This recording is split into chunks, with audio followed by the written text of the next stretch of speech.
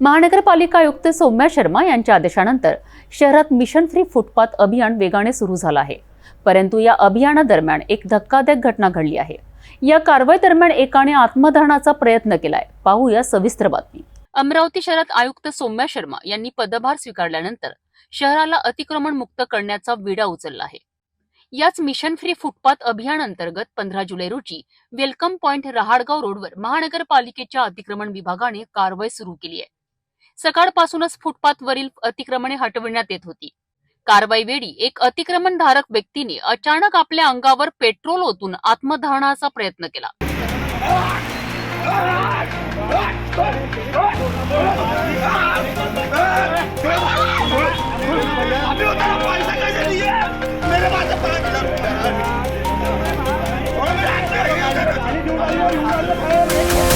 सुदैवाने वेळीच उपस्थित असलेल्या पोलिसांनी त्याला ताब्यात घेतले।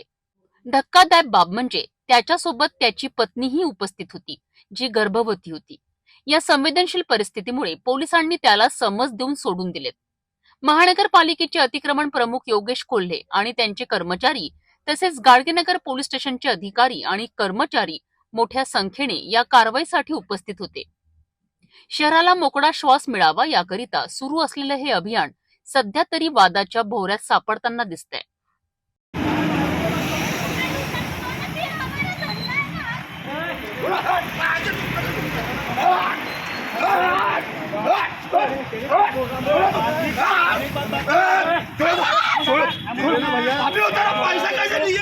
मेरे पास 5,000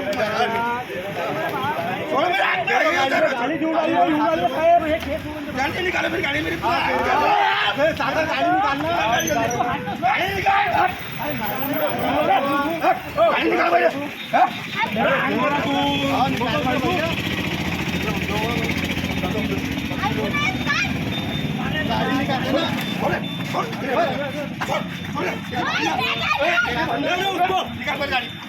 उसको माचिस मत लगाया, पूरा साहब आ रहे दे रहे बोल ना, नहीं मरन दे रहे उधर जाके मारता मैं। ओ गाड़ी बोलो, अपनी गाड़ी